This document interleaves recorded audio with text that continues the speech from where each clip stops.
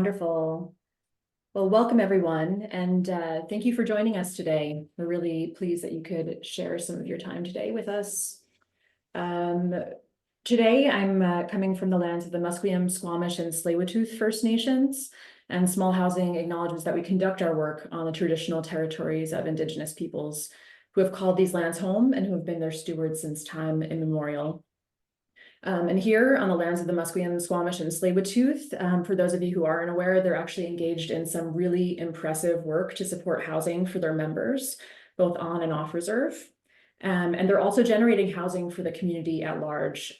So we're very grateful to them for their leadership in this space.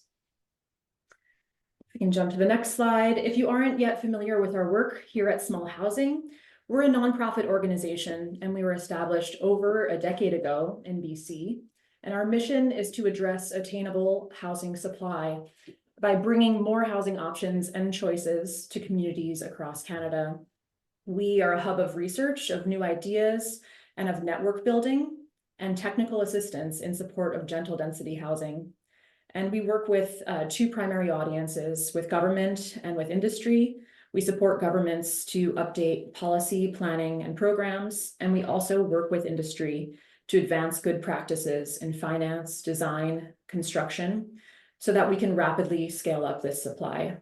We also host an annual summit that brings both government and industry together to co-solve and co-inspire. And we provide tools and resources for information sharing and to reduce redundant work, and also to really support more rapid innovation in this space. So before moving on with the rest of the presentation, I'd just like to note that this is a really truly historic moment in time in housing work in Canada. And some planners in BC are calling this a once-in-a-lifetime opportunity. And we really can't move forward with the status quo methods of planning for and building new housing supply.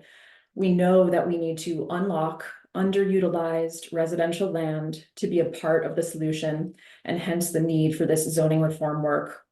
And we also need to recognize the potential role of average homeowners in contributing to new supply.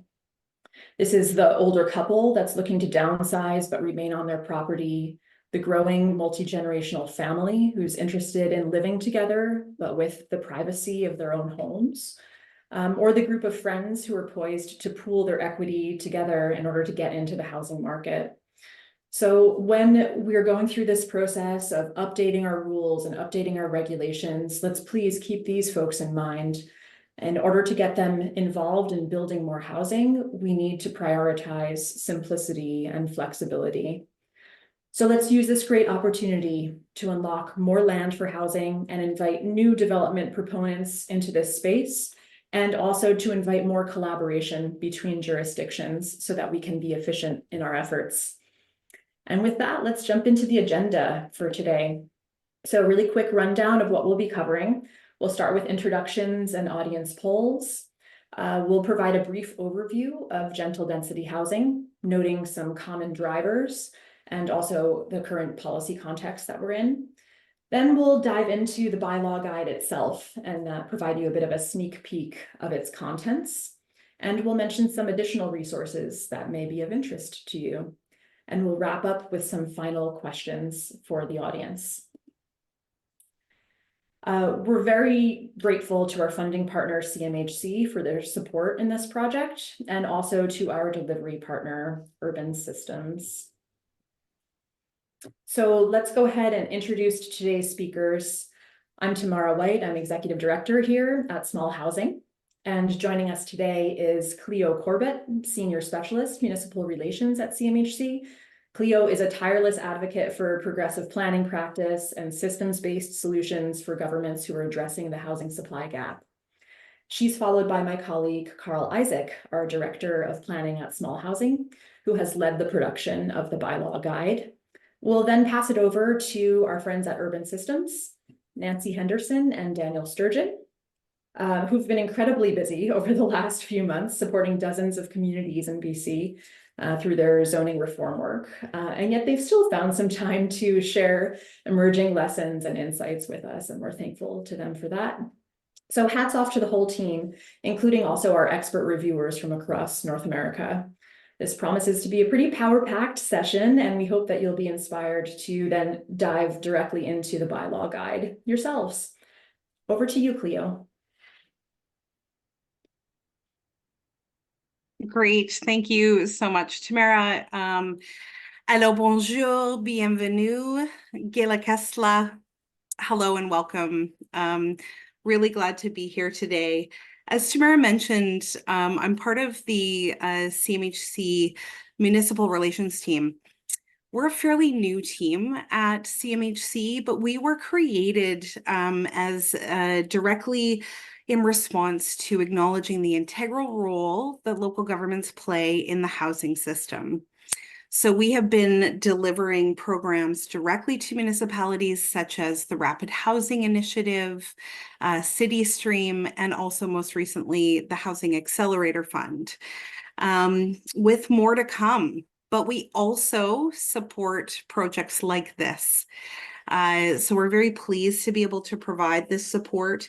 And this project was initiated based on the feedback that we received from local governments across the country.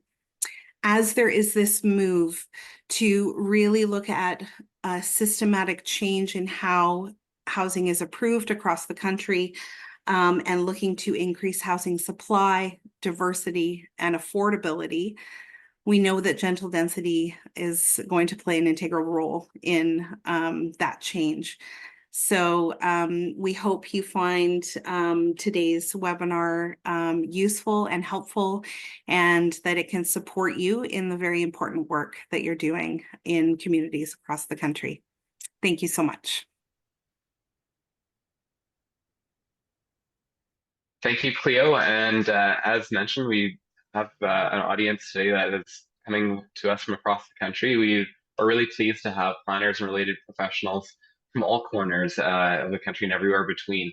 We saw registrations coming in from small towns and almost every urban center, from St. John's, Newfoundland to Rankin Inlet in Nunavut to Ucluelet on the west coast of Vancouver Island. There's truly coast to coast interest in gentle density housing solutions. So to give everyone a better sense of the regional representation in our virtual room today, we're going to run a quick poll asking you to indicate which region of Canada you're joining us from today. So if you could advance that poll, Anna, that would be great. And as you enter your responses, I want to recognize that along with diverse geographic coverage, we also expect that there'll be some here today who are already experts in this field and whose communities are already well on their way to enabling gentle density housing, and others that are at the start of their journey and curious about how to take the next steps in their community. If you could close off the poll, and we'll see where we are at with the 300 plus folks that we have so far in the results. And so about half of us coming from British Columbia today, but a good representation, over 30 or approximately from Prairie provinces, Central and Atlantic provinces, and even folks outside of Canada and Northern Territories. Welcome to all of you. Our next quick polls are a temperature check on where your community is at in allowing gentle density housing. So for those of you who are brand new to this form of housing, I'm referring to the reimagining of single detached neighborhoods by allowing multiple homes on the same lot. With some examples, images on your screen being adding a laneway home or a secondary suite or house plexes. And the first question is this form of housing already allowed in your community? Can people build 3 or more homes on a residential lot in most of your residential areas? Other options being partly allowed, or maybe in a few subdivisions or on a case-by-case basis, or no, in that only detached homes with or without a suite would be allowed. And you'll see a second question in the poll as well. So that would be really where you're going from the current status is how many communities are already taking steps to allow more gentle density throughout residential areas. You can answer yes if you're involved in or know of ongoing changes to land use rules that would allow gentle density housing in your community. No if you haven't started yet, or already done if your community zoning broadly allows gentle density in existing communities.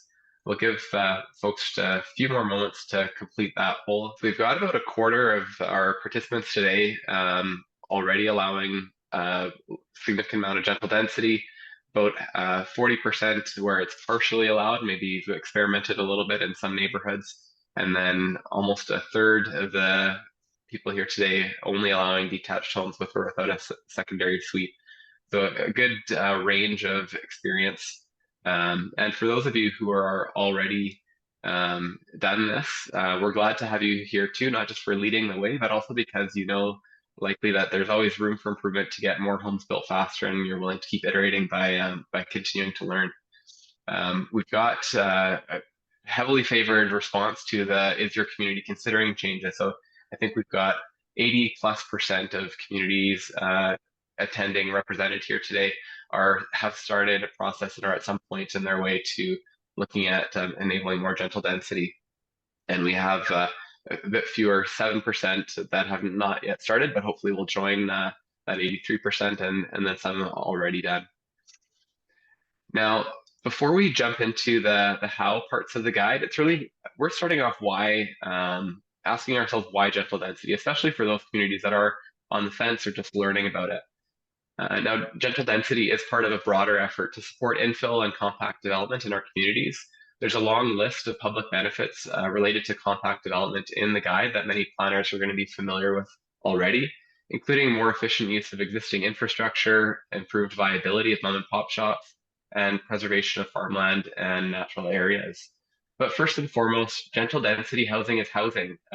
We're in a crisis, and this is housing for people whose needs are not being met by the current market, whether that's because homes are on average 14 times the average income in a community, such as in Vancouver, or where we have people who are simply wanting to be able to downsize in their neighborhood and there's no desirable options, keeping them occupying more space than they really need. And in terms of the form of housing, gentle density can look like the laneway homes or garden suites that you may have already seen added in your communities. Those are more common. Less common might be some of the multiplex options, 3, 4+ units. And we've been asked to help people visualize what that might look like in their neighborhoods where those forms aren't that common yet. So here you can see a few of the 13 sample designs that we produced along with some of the designers of these buildings or existing structures that we've now put together. And what is consistent with these varying forms, whether it's laneway homes or multiplexes, is that they're gentle. It's really about the fit in with a detached home neighborhood where there's incremental change. They don't feel out of place. It may be a little bit taller or longer than its detached neighbor, but gentle density development or redevelopment shares many of the same characteristics. And while it's doing that, it's enabling more households to live together in the neighborhood. Rather than simply rebuilding detached homes that are just larger versions of the same use, gentle density housing opens up opportunities for that multi-generational living, increasing the supply of rental homes and offering more attainable ownership options than a new detached home. Now, depending on where you're coming from, you might be experiencing different societal drivers that are leading you to consider gentle density housing, whether that's population growth with a limited land base to accommodate it, or smaller households that are looking to live in convenient areas near existing services, particularly those who are living longer and want to age in their neighborhood but don't want the maintenance of a larger detached home in a yard. Now, in response to these and many other factors, several local governments have been innovative in North America in the past few years, and leading the way in upzoning and improving approval processes to unlock their residential land to allow diverse gentle density housing types. These local efforts have been amplified by some provincial mandates, such as in British Columbia and Ontario, to spread these rules across the province. And at a federal level, there are initiatives or incentives such as the Housing Accelerator Fund, the forthcoming Canada Housing Infrastructure Fund, and the Standardized Housing Design Catalog that provide new resources for communities willing to allow gentle density. The momentum is growing across North America. In addition to province-wide efforts in BC and Ontario, there have been similar statewide upzoning initiatives in states of Washington, Oregon, and California, and cities like Edmonton, Kelowna, and Toronto, who have led in the Canadian context, have counterparts in America in Minneapolis, Burlington, and Arlington, and even beyond North America. This is happening in Auckland, New Zealand, and New South Wales, Australia as well. I bring up these common drivers and leading examples not just so that communities who haven't started this journey yet are inspired to hop on the bandwagon, but to point out that when you do so, you won't be alone and you don't have to do everything from scratch. We put together this gentle density housing bylaw guide with our partners, so communities of all sizes and capacities who are getting their bearings still on this new form of housing can learn from those who have gone ahead and forged the path to making room for gentle density housing that fits well in their communities. We acknowledge that many of you in British Columbia are far down this road already, with the zoning compliance date of June 30th fast approaching. And we at Small Housing hope that post bylaw adoption, you keep looking for ways to enhance the viability of gentle density housing. Whether it's tweaks to zoning parameters or updates to your related policies, and we hope that the considerations in the guide are useful to you in that effort.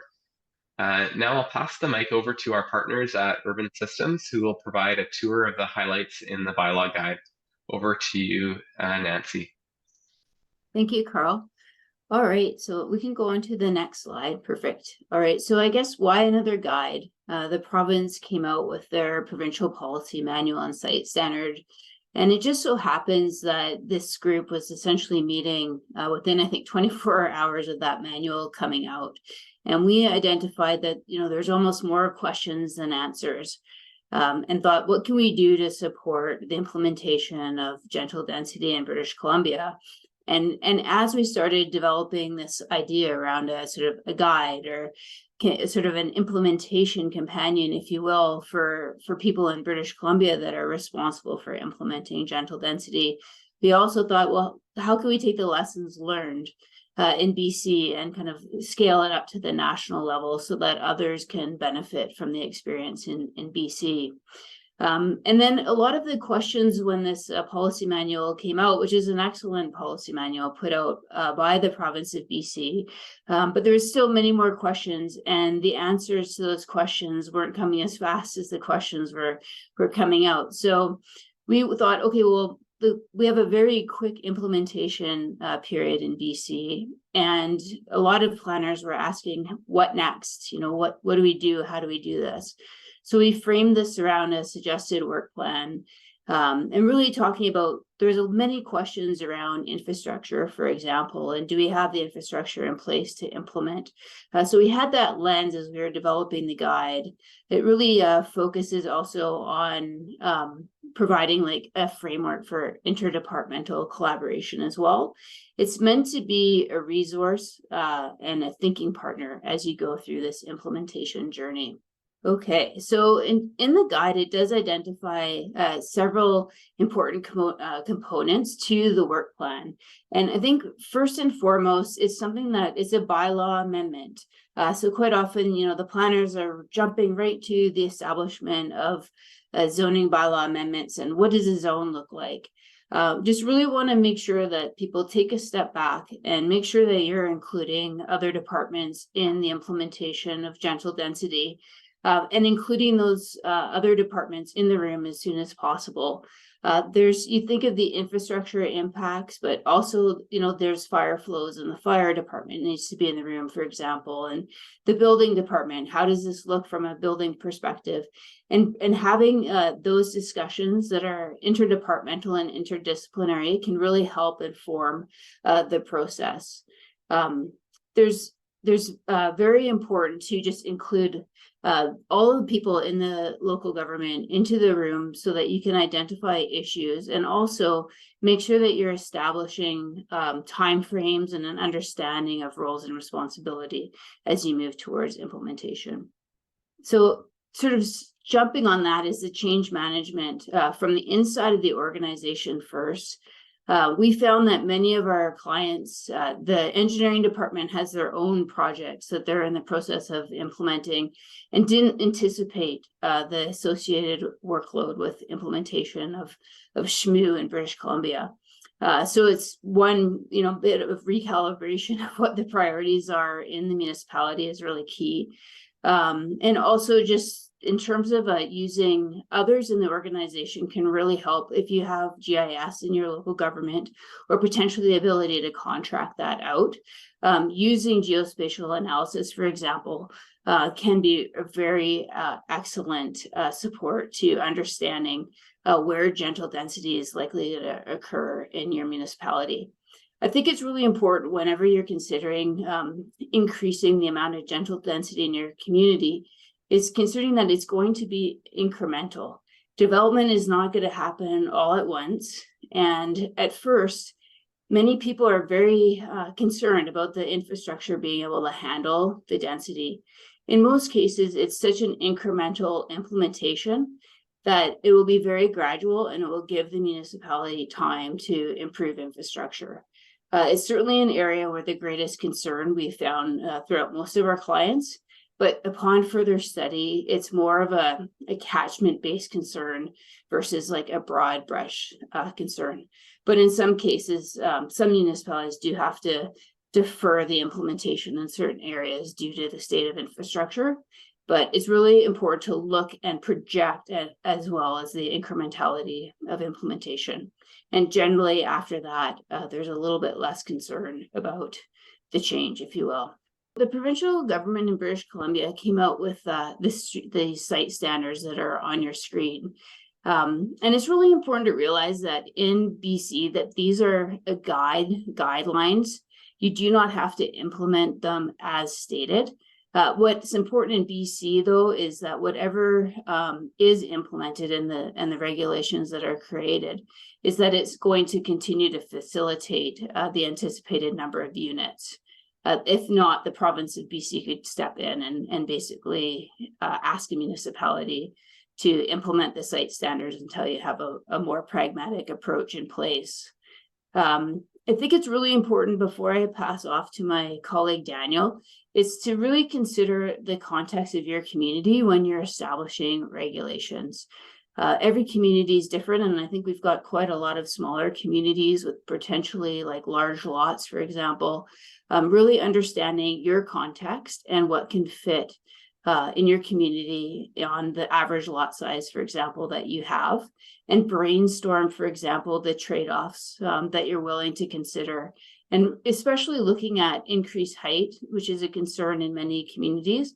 But when you do have sort of say average, smaller average parcel sizes, if you don't increase that height, there's other implications such as increased site coverage. That might be more of a concern in your community, or a loss of tree canopy, for example. So understanding what's important to your community is really key, and use these as a guide, but basically choose your own adventure and create what fits best in your community. And over to you, Daniel. Thanks, Nancy. So yeah, as Nancy was saying, the example from BC here provides a great starting point to move towards once you've had those foundational conversations with your colleagues throughout your community. And this piece here is a little look into what the technical side of this is going to look like. But what we've tried to do with the guide is to provide a bit more procedural insight into how you're going to take these numbers on the screen and implement those in your community to help on this journey. So the guide provides a lot of thinking points for developing your specific bylaw parameters for your community that you saw on that last slide, and helps you navigate through that process. A response that we often hear is the overwhelming where do we start answer when looking at all these different options. And so a quick example from the guide here, without getting too technical, is to offer a way to think about how you might go about making these kinds of zoning changes and procedural changes. In the middle on the screen under modify existing there is an approach that might be the default for many, to just jump in and create a new zone or crack open a zoning bylaw and start tweaking with every one of those. And that can be a little bit overwhelming. And so the guide, just for an example here, offers a couple other examples, such as what is often called an overlay zone on the left, which is where you might create permissions for infill across your community without changing your other zones. And this might be simpler for you. Another option is to think of using infill zoning as an opportunity to simplify and streamline by reducing the number of zones you might have. And that's the example on the right. It might be a bit more work at the outset, but it could provide some great benefits for you into the future. Either way, the point here is that there's various ways to approach this, and the guide is meant as a tool to help in your decision-making of how to do that. The guide goes into detail on many of those different aspects of zoning and gives you thinking points on all of them. Building on what Nancy mentioned, each community is different, and it's important to make sure that what you create fits for where you are. Lot coverage is one of those examples, and it's a good way to think about height and massing, as mentioned, for these infill projects on those existing lots throughout the community.